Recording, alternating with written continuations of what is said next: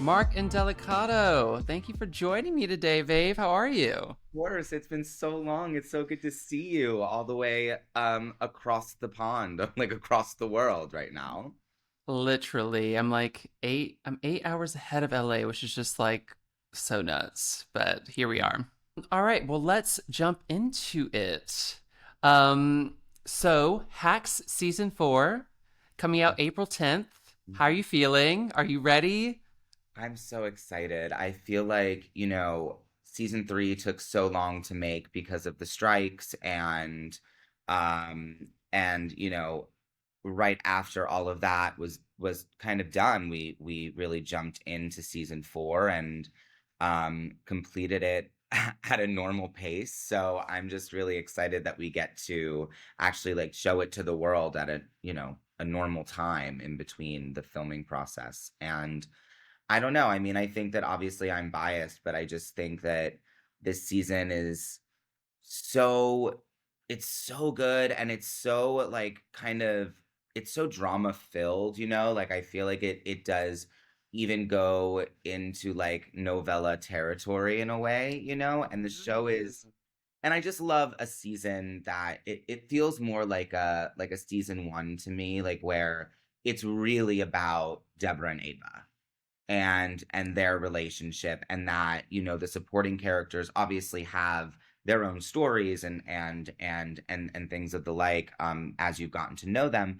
but at the end of the day the show always like really comes back to Deborah and Ava, and I'm just really happy that like that's really featured as heavily as it is this season. Totally. I mean, I've told you this before, but Hacks is one of my favorite TV shows of ever, honestly, but especially of the past like 10 decades easily. I mean, not 10 decades, 10 decade, past 10 In years. 100 years. In 100 years, it's my favorite show ever. Um, no, it's just like I don't even know how to describe it. It's one of my favorite shows ever. Honestly, I rewatch it. It's like a comfort show, which is like that's a small pool of shows for me. Honestly, it's like Yeah. shows like Hacks and Veep, Yeah. um, 30 Rock, just genuinely funny in a world where like it's just gonna sound shady, but people are trying to be funny in a lot of shows, and it's just not hitting it. Well, I think sometimes, when you're trying to be funny or like and even like I'm not even talking as an actor. I think like even writing comedy, right? Like when it feels forced or like you're trying too hard, then it's not funny. You have to and that's why I've always said like making comedy is so much harder than making drama. Mm. And yet is kind of relegated to this lesser status than making a drama. I think it's way harder to make people laugh than it is to make them cry, Oh, for sure. you know. And that comes from, having fantastic writers. I mean, like the writers on this show are truly, truly top notch. In a way that, you're reading it's rare that you're reading something and you're laughing out loud as you're reading it. You know what I Yeah. mean? It's one thing when it comes to life and, it's imbued with like, the candor of like the actor or something like that. But when you're reading something and you're just like laughing out loud, like silently, I think that that's the mark of fantastic comedy writing. And we do that all the time when we're reading the episodes of Hacks. Totally. And I cannot wait to see Damien's journey in this season, his little Yeah. cunty, snarky self. Yes, he's got a fun little moment this season, which I think is with Deborah, which I feel like is going to be people are going to really enjoy. Oh my god, I'm so excited. Okay.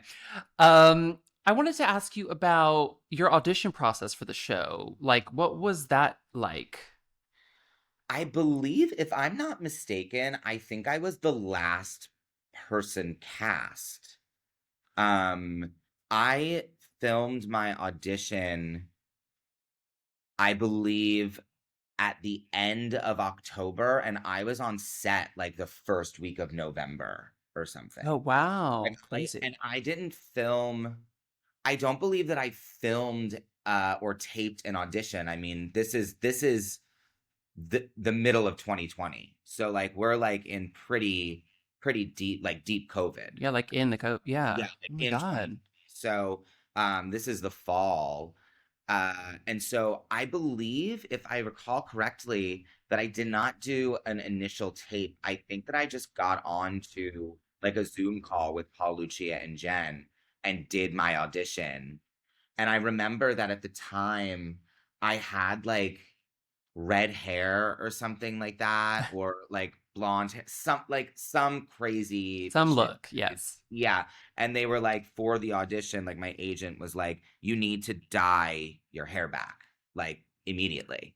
And they were like, you have, I don't know, like 2 hours. And I like ran to the CVS and I bought, a box dye black or something, and just like went into my bathtub and just, dyed my hair black, and then like whew, and then like logged on and was like, hi. Oh my God, that's so crazy. What did you dye it for? Just for the vibes, or was it I for mean, something? I think that, my agent and stuff were just like, it was this faded red. It didn't look fantastic, but I was also like, we're in the middle of COVID. Like, what am I doing? You know what I Yeah. mean? And so it was, and also, at the time, of course, because it was deep COVID, like not a lot of things were being made. And I was really on the verge too of like, I said, like, if I didn't get cast in anything in by 2021, I was going to go back to school and Really? get my master's. And then in November of 2020, I got hacks. So Oh my God. See, you saved were by meant the to bell. stay, honey. You were meant to stay. Saved by the bell. Hacks is really an intergenerational queer story as well, I Mhm. think. Yeah. How do you see Damien fitting into that?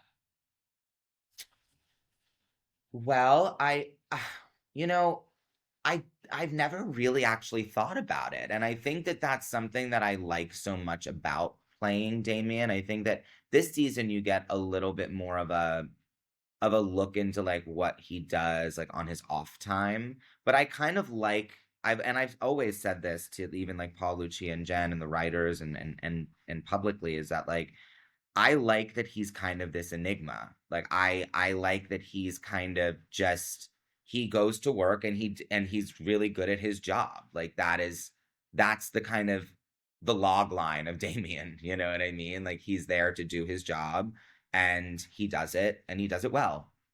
And I just don't think that, and I like that because I think that of course it's implicitly understood that Damien is queer. But until really like last season, and only in probably one or two scenes, does he really explicitly talk about his queerness. Yeah. Do you know what I mean? And I think that it's a little bit more explicit this season, but I feel like none of that, it's just not part of his story. You know what I mean? It's just not part of like It what, doesn't or define him. right, where it just is not necessarily as pertinent to the narrative that they're trying to tell. Like it doesn't push the story forward. His queerness doesn't necessarily push the story forward in any way. And I like that.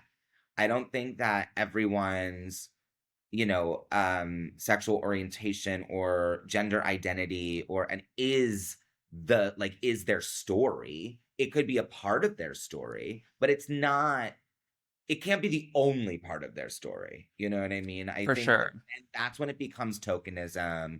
That's when it becomes a little bit exploitative, in my opinion. Um queer people have such um intricate and storied lives that exist outside of the fact that they're queer. And I think Mm. I'm more interested in those aspects than just their queerness. And of course, you have to talk about one's queerness if you're going to tell a queer story, but I don't necessarily think that that's as pertinent for Damien in Hacks. I mean, No, I completely agree. And I think that that is something that is missing, although part of me sometimes thinks that we're going backwards instead of forward, as sure. with this industry, sort of tells you. I mean, it is moving forward. It is moving forward slowly but surely. But more nuanced portrayals of queer roles where their sexuality isn't a vital part of their story. Sure. I mean, I also think that, and I've said this before as well, is that I just don't like, there is a gray area to like the human experience, right? Like the human experience is one big gray area. So queer characters being portrayed as either wholly virtuous or wholly villainous leaves Mm, out like a huge part of the spectrum of like the human condition. You know what I mean? And both of those things can exist at the same time. And they can uh, queer characters can have very virtuous, heartfelt, lovely moments, but also be assholes too. yeah, Like I know plenty of queer people that are not fucking nice. yeah, same. Period dot. You know what I mean? So like, so and I just think that it does our community a disservice to be portrayed as either one thing or the other in it, and if you want to talk about binaries, like that is a binary in terms of queer storytelling. Yeah, no, we deserve to be complex. I completely agree. More evil gays. More evil gays. Yeah, because there's a lot of them out there. I live in West Hollywood. Like I see them every single fucking day, Jeremy. Oh my god.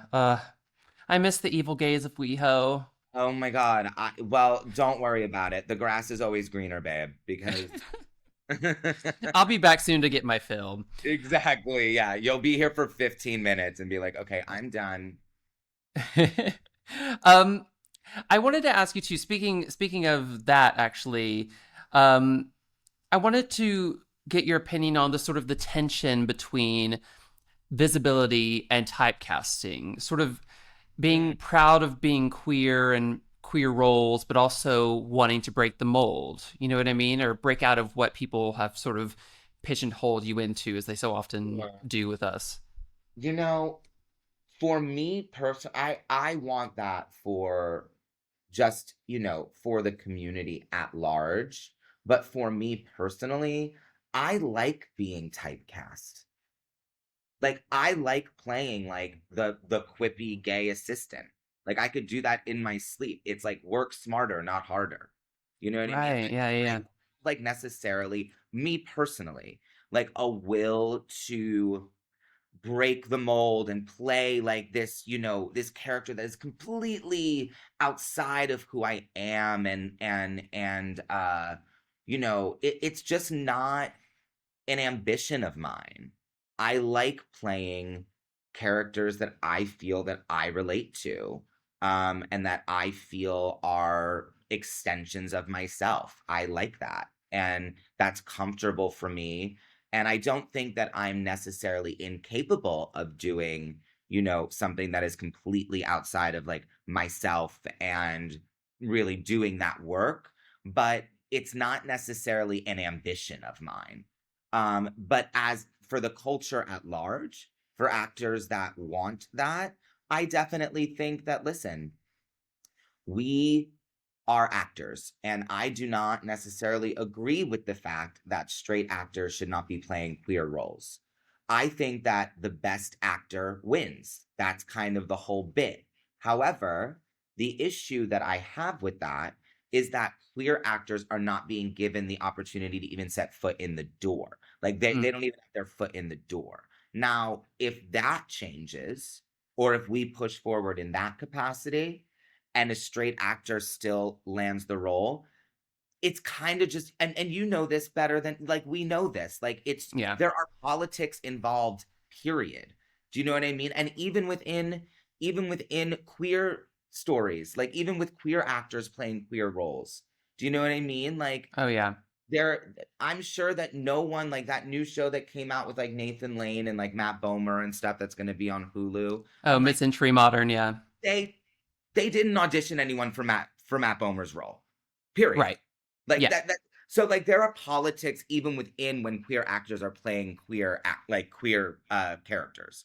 You know what I mean? Like that's the name of the game, and if you don't like it, then it's probably not an industry for you. Like I don't know what to tell you. And like yes, it is we're having these kinds of more layered complex conversations about straight actors playing queer roles. I think that less than straight actors playing cis gay roles. I think that we really need to have a larger conversation about trans people playing trans characters. I think that that's really where things start to get muddy for me. Oh, for sure. Do Yeah. you know what I mean? Like like on the spectrum of like queer portrayals and like LGBTQ plus portrayals, I think that like Daniel Craig playing a cis gay man, it's like I see him on Santa Monica Boulevard. You know what I Oh, mean? Like yeah. it's like I like that's that I can locate that. A trans character is where things start to get a little bit muddy for me in terms of who should be playing certain roles.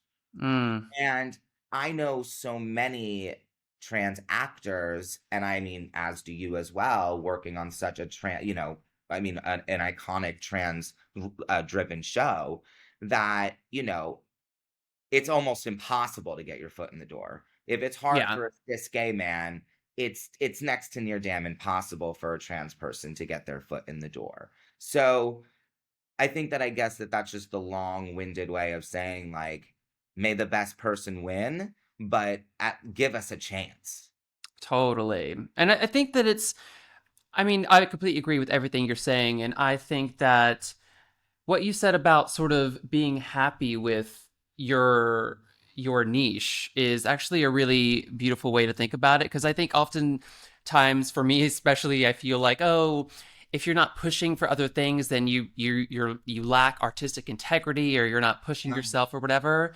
no, But I it's like, no, totally maybe just like love your niche. And I think it's also that, and also sort of a slight maybe bitterness of like, and resentment of like being put into a box and that you haven't chosen. But I guess if you take power in choosing that box for yourself as well. yeah.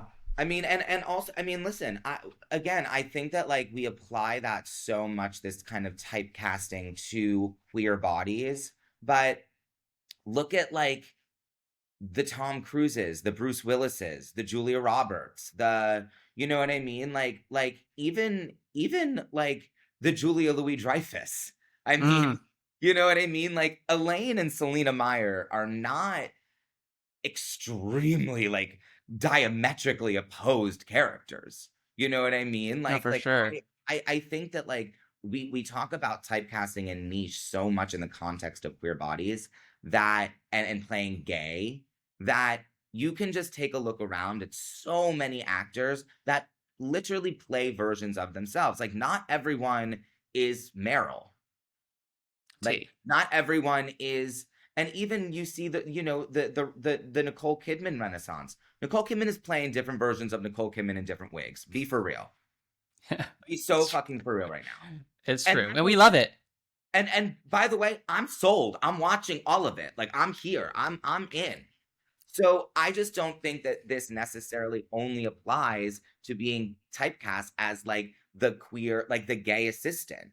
You know what I mean? Or like the gay kid. I think that that's just a narrative that we've chosen to latch onto, but straight actors have been doing it forever. And Mm, even back in like the golden age of Hollywood, you know what I mean? Like back in like the 30s and the 40s and the 50s, they were all playing the same roles, for just with sure. different names. You know what I Yeah. mean? Like, sorry, like Yeah. Betty Davis was always playing Betty Davis. Like, even when you think of like the Hollywood greats of yesteryear, they were all playing themselves. No, it's so true. God, that's such food for thought. And yeah. Like it's not I just don't find it to be such a bad thing. And I also just feel like if you do something well, and especially if you want to even relate this back to the conversation about queer actors telling their own stories and then I should be staying in my niche. Then I should, Mm, because I'm a gay man. I'm a cis gay man.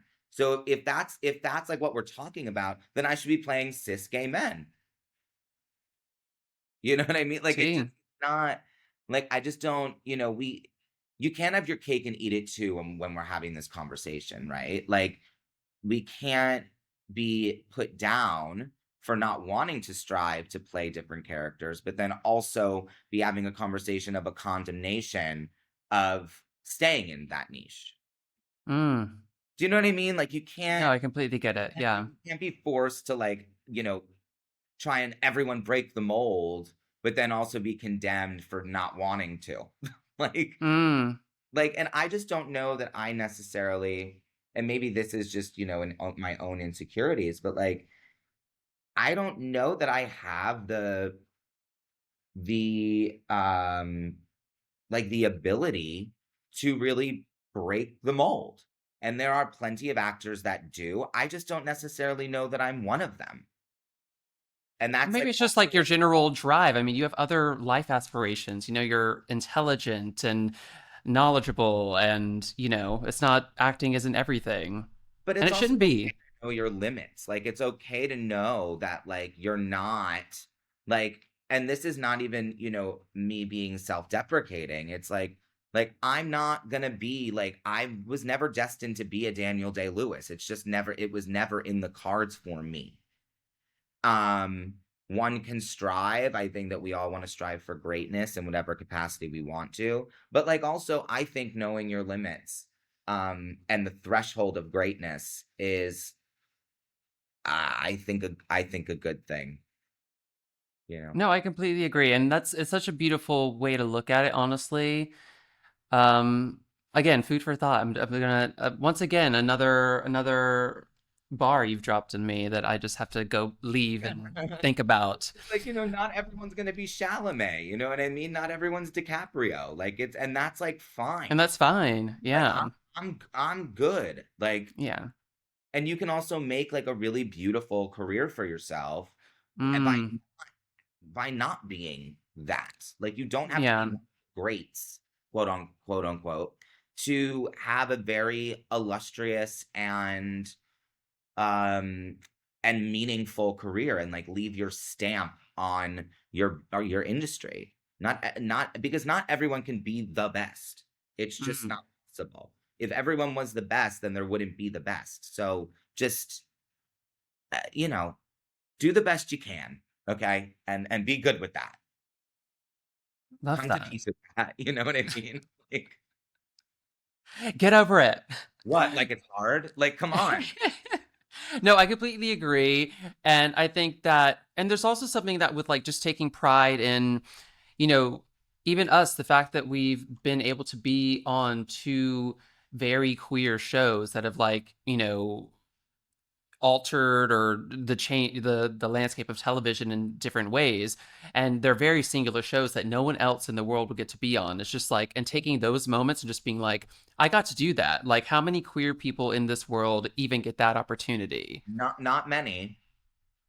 Not many. And that's the thing. And I hope for, of course, big illustrious change and sweeping change. But Hollywood moves like, bureaucracy. It's not, you know, it's very cheesy, but it's very much like Rome wasn't built in a day. And I don't think that we should I think that we need to keep talking about it and keep pushing for change. I don't think that we should be stagnant and like, be completely complacent.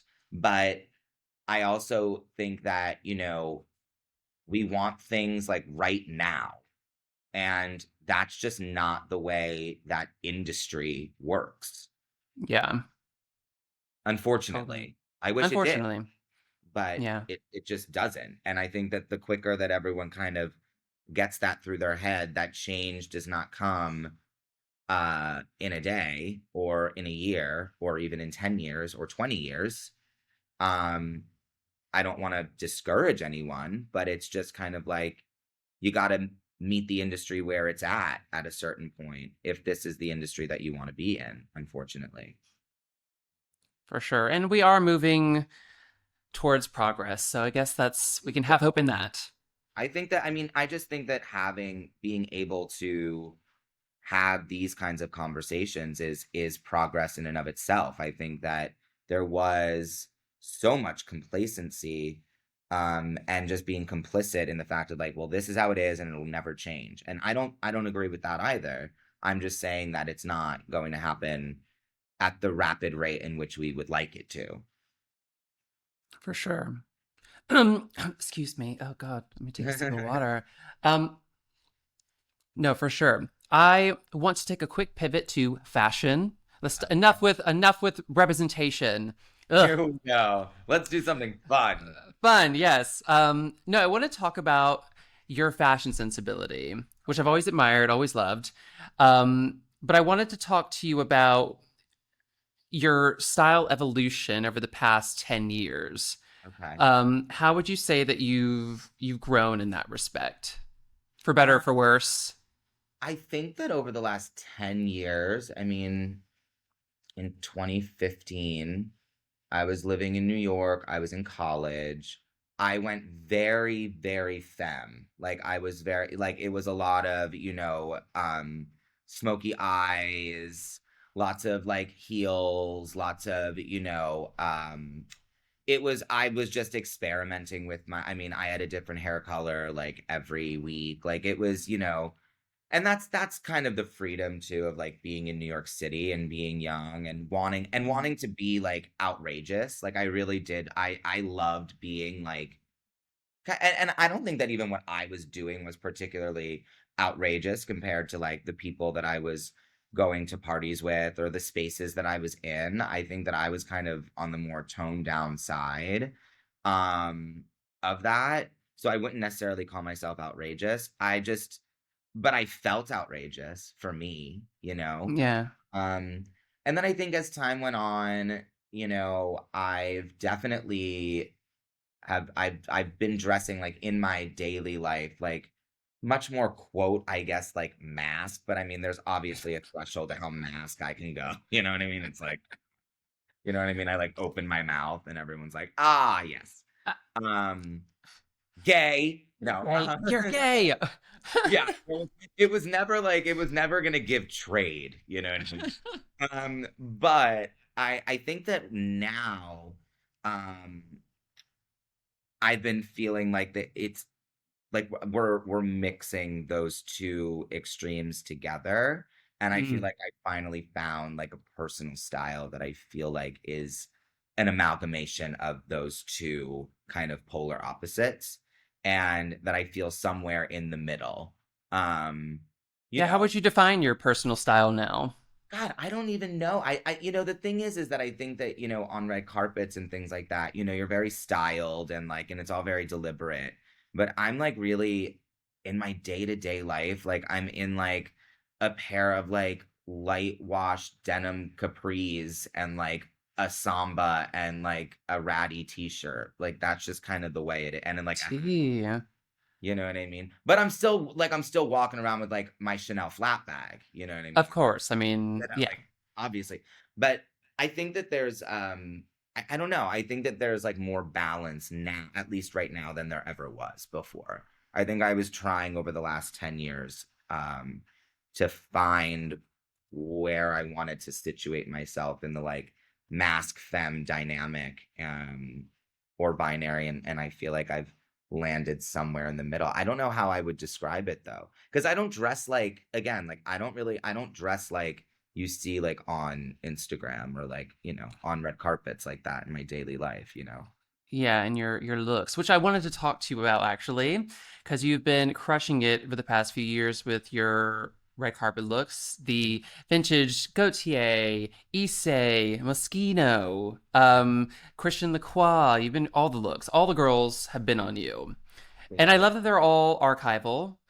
Which, by the way, I did follow that account. Was it Lido Archive? Yes. So Lead Out Archive and my stylist James Gallagher, he runs Aralda Vintage here in Oh yeah. Oh, and, love. and Jim and I have been best friends since college, so since like 2012. And we used to sit in, my tiny like 300 square foot apartment and just like muse about like when, I was acting again and he was, be my stylist. And so we have a really good time with it. And I just um I guess just full disclosure, like a lot of brands just like won't dress me like with new clothes. You know what I mean? Like things that are coming out now, they just won't, they're just not interested. And that's okay. And so that's kind of when, and because Jim runs, an extremely important vintage archive, um, a lot of what they do is mostly women's wear, whereas Lidow has more menswear things that will just fit me. And Mm, and you, it's so much more fun to wear vintage, I think. totally. Because you kind of are, it's kind of a surefire way to know that like no one else is wearing what you're wearing. For the Oh yeah. Yeah, yeah, yeah. kind of like a surefire way to be like, I am unique. You know what I mean? Like no one is, like no one was wearing, like I knew that no one would be wearing that Moschino suit Yeah. that I wore to the Elton John party. Like I just knew that for certain. And so, and I like that. Um, I knew that no one would be wearing that Gautier. Mm, So because not a lot of people either like have access to it, or if you go to the archive, it's like I pulled it already, so I'm already wearing it, and they don't have two of them. You know what I mean? So I think that it's there's a uniqueness about wearing vintage that I really enjoy. I love that. And honestly, we need more men's archival fashion looks on the red carpet. And thank you for taking that on your shoulders. Well, I think that also like a lot of it is women's wear too, you know what I mean? I think that it's like it's all it's all a mix. I mean, there are, I wear plenty of menswear things, but a lot of it is technically women's wear.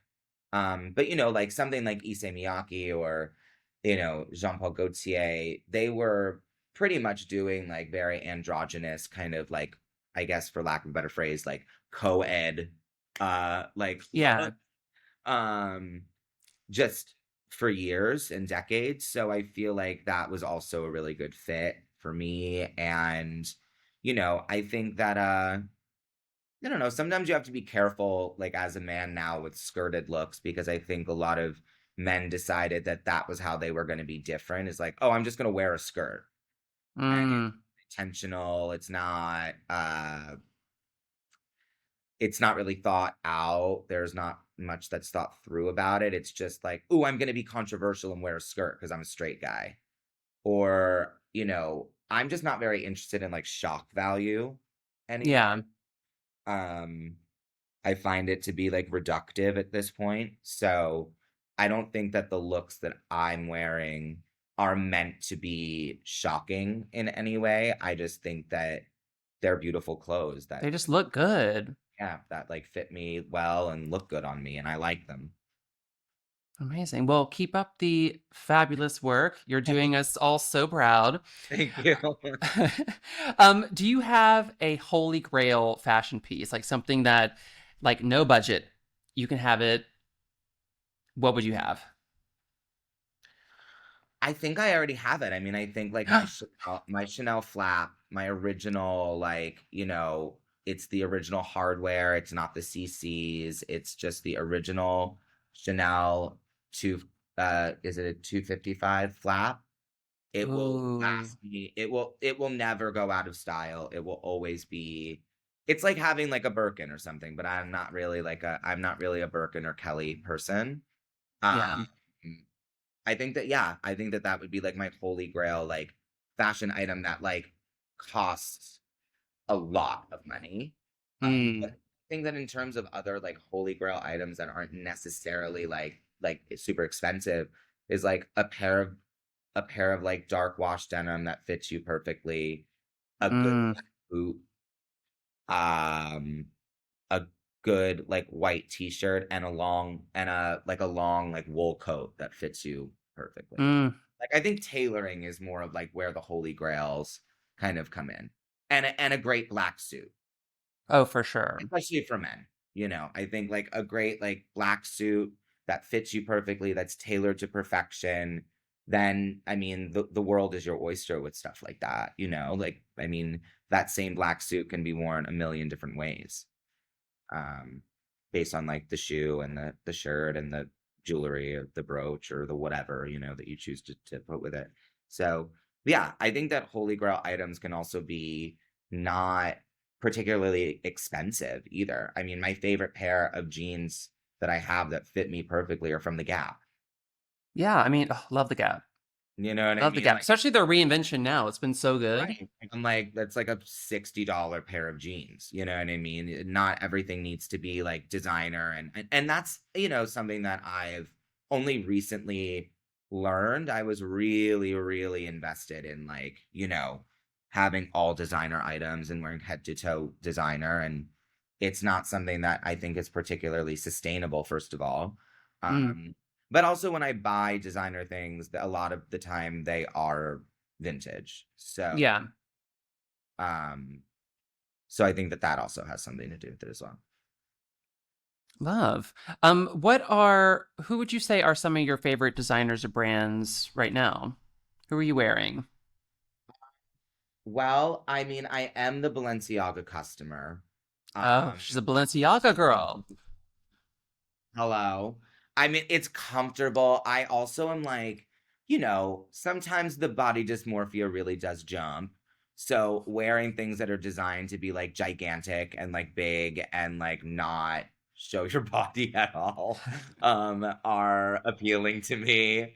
Um Gosh, I mean, I love Saint Laurent. I think that what Anthony Vaccarello does with menswear is exactly what I'm talking about holy grails of like a perfect tuxedo, a perfect black boot, Mm. I just think his menswear is just truly, truly top notch.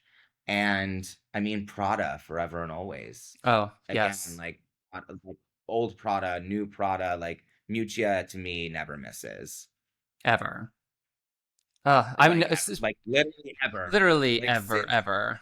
since the 90s, like she's never missed for me. But Long live the queen. you know, And Saint Laurent, speaking of which, did you see Pedro Pascal in that recent red carpet look where he was wearing one of the suits? I think it was like the green plaid with like yes. the high. So good. Like that whole collection is just like, I just think that I think that everything that he does for menswear, and sometimes like menswear can be like really monotonous. You know what I mean? mm, Like it's like how many times like a tuxedo sometimes is just a tuxedo, or like a yeah, suit is just a suit. But that's what I mean by like tailoring being so important. Is that it will take something that is like so monotonous, like the black suit, and elevate it to a place where you're like, shit, I want to wear that, like, and that it, you know, it fits better when the tailoring is right. I completely agree. Tailor your stuff. Get your stuff tailored. Tailor, Do you tailor. have a good tailor in LA? I do. It's funny. My dad gave my fiance like all of his old suits from the 90s that were just, whatever. And he got them all like tailored and they look like brand new and they're probably like from Men's Warehouse in the 90s. Like it's not, Fab. you but literally took it to the tailor with a photo from like a Saint Laurent collection and was like, make it look like this. Love. And they did. Genius. As you said, work It smarter, was not actually harder. that suit is actually and those boots are actually Saint Laurent, but the look that I wore this past to the HRC dinner with Hannah Einbinder, that was the one of my dad's suits from the 90s that was tailored and you Oh, know and also amazing. like I'm very into like the high low. You know what I mean? Like a Hanes t-shirt with like a really great pair of like Japanese denim is, Mm, like again, like not everything that you're wearing needs to be designer clothes. And I know that yeah. I mean it sounds rich coming from me who was so invested in wearing head to toe designer for a brief period for a couple of years. But that's what I've kind of discovered these days. It's a natural progression. I think as we get older too, we realize what's actually important and we realize we get smarter about these things. We know how to create looks without breaking the bank or, we just learn. You learn these things. Yeah, I mean, I also think that there are also like such creative like people that are, taking inspiration from, I don't know, like a pair of something that Dior did in like the early 2000s, like what Galliano did for Dior in like the early 2000s, and, Mm. remaking that. Like, I mean, the creativity of some of my friends in New York and the things that they are able to do are incredible, And so I also think that supporting, supporting designers that are, in for I guess like knocking things off that have already existed, but like they're doing it really well. Yeah. Ah, genius. Well, please send me some of these friends so I can get into it. I know, no, I will definitely. Um, what is your favorite city to travel to when you have some time off? Both city and a beach. City and a beach. Well, God, a beach is hard because city, I will say, I mean, of course, the usual suspects like London, Paris, Florence, Rome, but I also love Prague. Prague is one of my favorite Prague. European cities. I've I never been, love but I want to Prague. go. What do you love about I Prague? Tell love me. it. Tell me about Prague. Love it. There's I First of all, I love it's like it has such a storied history, like as like the Czech Republic, like has such a storied history and has been kind of colonized by like many different nations over time, and you really see that in like the architecture of the city. um it has like one of the like oldest bridges like in the world or something. Like it's like there's amazing art. There's like a really big like Italian community there, Oh, like really? expat, like it's like some of the best Italian food I've had outside of Italy, weirdly enough. Ooh, good to know. There's great like food culture there, and it's also like extremely inexpensive, um, because they don't use the euro. So Oh, what's their currency? the Czech crown. Ooh, the Czech crown. So it's like That. it's really inexpensive. There's an amazing art there. I saw some of like the most incredible like work by Dali and original Andy Warhols, and who was the other artist that I saw? Anyway, it's just, and the architecture is just it's just such a historical city, and I'm just such a history buff that it was I also love that like the people are, they're just doing them. They're like it's very kind of almost like still Soviet vibes. So it's just like everyone leaves you alone and everyone's just like doing their own thing. You know what I mean? Yeah, Um not particularly like the friendliest, but I don't that's mind. fine. I I mean, don't need no friends. Parisians Parisians are assholes, so I mean, whatever, Tea, you know. tea. Oh my God. Um, what are your like? I'm like we both traveled quite a bit, so I'm and we've had deep conversations about travels, but we've never talked about, which I think is so important. It's something that I would love to get your hacks on. Your hacks. Oh my God, didn't even try that. What are some essentials you have when packing, or like some travel hacks that you swear by? Oh gosh. Well, I'm really actually, Jeremy, what's so funny is that like even though I am well traveled, I am the worst. Like I will forget everything. Like as long as I like sometimes I'm just lucky that I have my passport at a certain point. I don't have any like travel hacks, not like there are none because I'm like, oh, I forgot toothpaste. Like that's how bad it is. Oh my God, you're a I messy mean, traveler, Mark?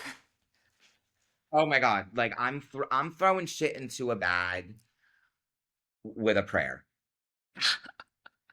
I love that. But on, I mean, And I to also each their I own. but I like to shop when I travel. So that's also the thing. So it gives me some leeway to be like, ooh, oops, I don't have this, so I guess we have to go shopping. Gotta go shopping. Oh no. Yeah, I don't know. I don't. Would you It's say really that? bad. Like you would think. Oh no, sorry. Go ahead. Go ahead. No, no, you would think. Like you would think that I would have some kind of insight. There is absolutely none. None. And that's fine. And that's fine. You are I you. mean, sometimes I'm in life like to just like put moisturizer on my face. You know what I mean? Like I'm lucky like if I like wash my makeup off after a day of work, like it's just, I'm not I don't take good care of myself. Let's move on.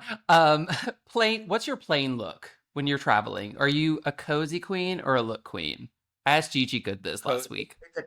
it depends on how like where I'm going post plane. Like sometimes Mm, there are like I'm getting off the plane and I have to go somewhere, in mm. which case like I'm not as comfortable.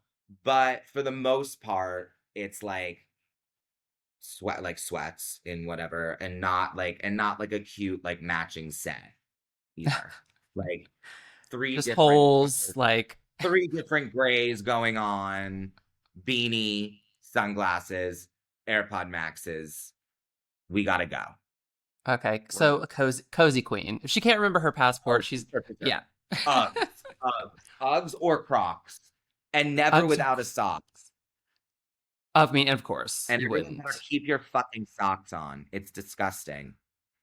Oh my god, well, I could do a whole episode on that alone, but I digress. What's your favorite red carpet look you've ever worn? My favorite red carpet look that I've ever worn was the 2021 SAG Awards, and it was a striped, skirted Jean Paul Gaultier suit that fit me like it was perfect, and my hair was really spiky, like Miley Cyrus at the Met Gala, Ooh, and yes. I wore these huge like Balenciaga like boot heel things. They were I did fall down the stairs later that night, but that no one saw that. I did also love the baby blue suit that I wore to the Emmys this past year because it reminded me of David Bowie in Life on Mars in the Oh, music video. yes. No, I love that look too. So gorgeous. I was gonna say too that your hair is often such a part of your look. I've noticed on your Instagram every single like you go for the hair, whether it's like your little swoop or more of a spiky or a swoosh. And like Yeah. how do you conceptualize that in terms of like the look? I think that I've been working with my glam Caitlin for now since Hacks started. So we're going on pretty much like four years of working Yeah. together. And whenever we end up like getting the actual like look that I'm wearing, I really let her kind of like collaborate with myself and Jim about like what we want to do and like what makes sense. And sometimes the hair is surely not my idea, and I'm not necessarily like super jazzed about it. But then once everything is like on, and you know, like I knew that for the Issei look that I just wore, the black one, I knew that I wanted my hair The like center super part? slicked down and Yeah. yeah, um because the look was so like illustrious and like had this this big thing, and I just didn't want the hair to take away from that. But also I guess it also depends on like when these things are happening and like when how long my hair is, because a lot of times my when we're doing these events and stuff, we're still in the middle of shooting, so my Mm. hair is like a very specific length, where there's not as much that we can do with it. But now that we've been off for a few months, like my hair has like grown out a little bit to be able to like do the center part or like slick it all the way back or, do something a little bit different. Yeah. Well, I love it. Please keep us guessing. Thank you. What is the most overused fashion trend that you're just tired of seeing? I, the most overused Not even fashion overused, trend. just worst fashion trend that you hate. I just want to go very general and just say like the gimmick. Like I don't need like everything to be like a drag race main stage reveal.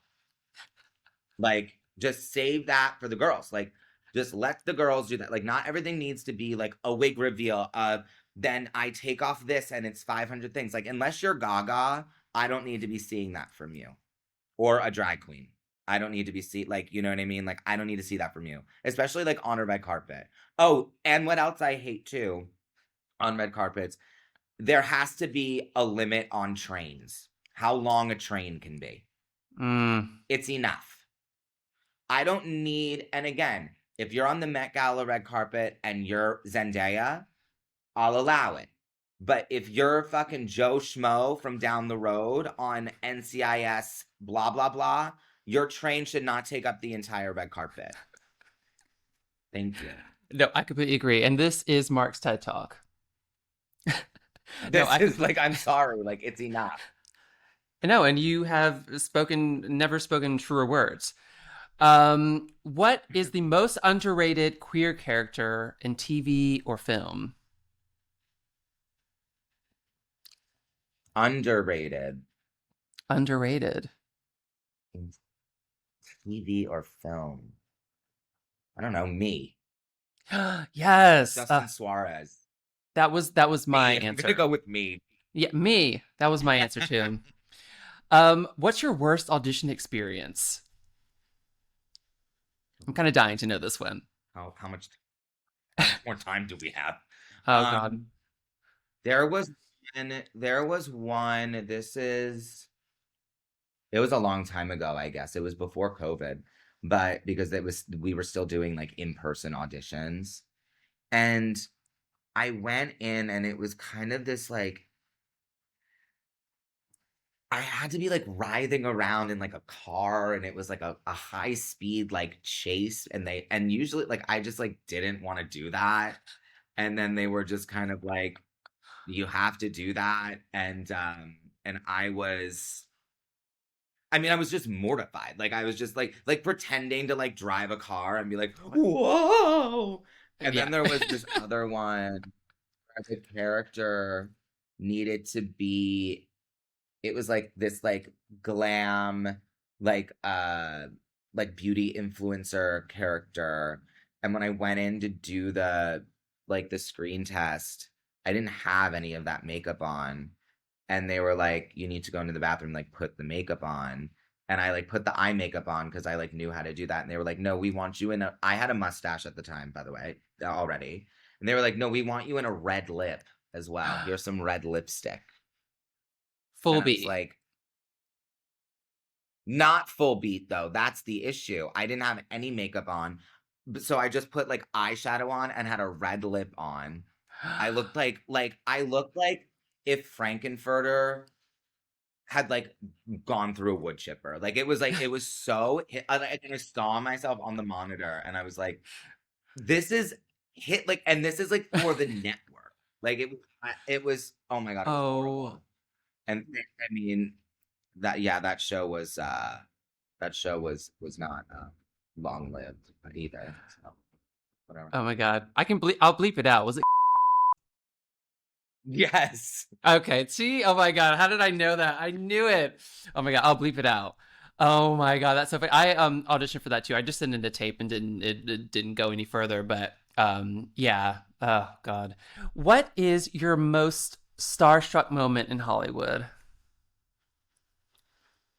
Oh, when I met, when I essentially like accosted her, but that's neither here nor there. I did meet Kate Winslet at Oh the first year of the Hacks Emmys party at the HBO. my This is the year God. of Mary.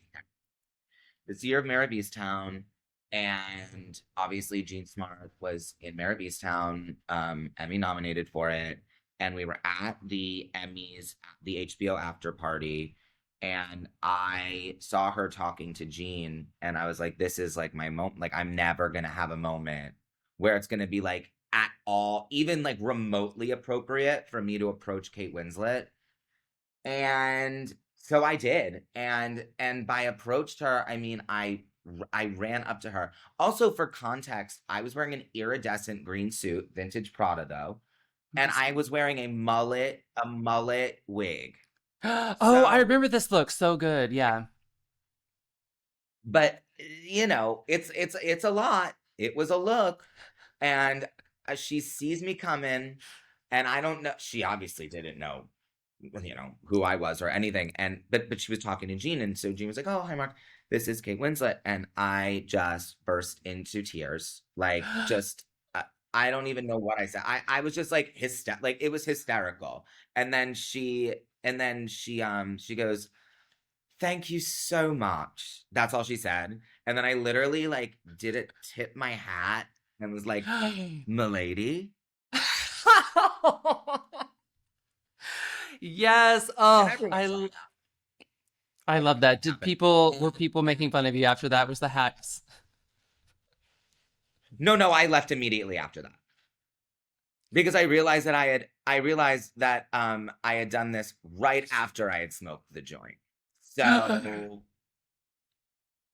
that's where the tip of the hat and the milady came from. And I left immediately after that. I was like, I can't be here anymore. I just tipped a fake top hat to Kate Winslet.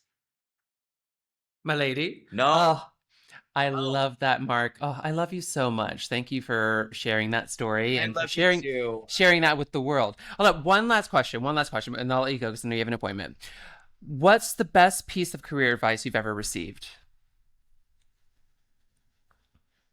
The best piece of career advice. Ugh, God, it's so cliche. Like it's not even, I but love it's a true. cliche. And it's go with your gut. I've never, I've never, and I know that this is not the reality for many, many actors because we're not all as fortunate to be able to kind of pick and choose what we want to put ourselves on tape for or what we don't want to, or, not most do not have the luxury of doing that. However, I've always been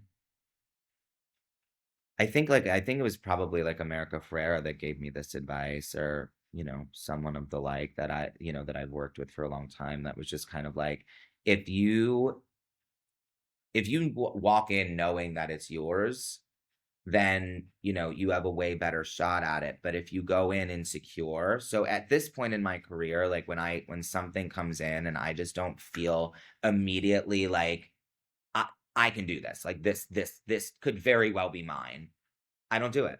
Because why would I put myself, I just don't want to put myself through it. I take what I do really seriously, and I don't want to take something seriously that I know will not pan out. And I know that that's kind of, that's tough because sometimes, you are doing things where you're like, "Oh God, this isn't going to work out." And it does, but that's just never been my experience. And so I trust my gut. Trust your gut. Simple but effective. I love it. Simple but effective. I mean, I feel like it's applicable in a lot of spaces too. No, exactly. Like when it's time to leave the party after you accost Kate Winslet, trust your gut and leave, you know. That story will live with me for forever. Thank you so much for sharing it with me It's and the like world it's now. ridiculous. Yeah. Well, Mark, you have been such a pleasure. I love you more than Oh, words can express. I'm so I excited love for you Hacks doing. season 4, April 10th. Thank you. April 10th, everyone go watch Hacks, HBO Max. Um, I'm so excited. I'm sat. I'm sat now for it. Um, Yay! I'm so excited. yeah, and I want to talk about like I'll text you about. I want to know the realty privately. You guys, that's not For for sure. you guys. For sure. But For thank sure. you so much. I love you. Have the best day ever, and let's Thank you. catch up soon outside of this. Please. Outside of things that are being recorded. Outside of Please. things that are being Please do. recorded. Yes. All right. Love you.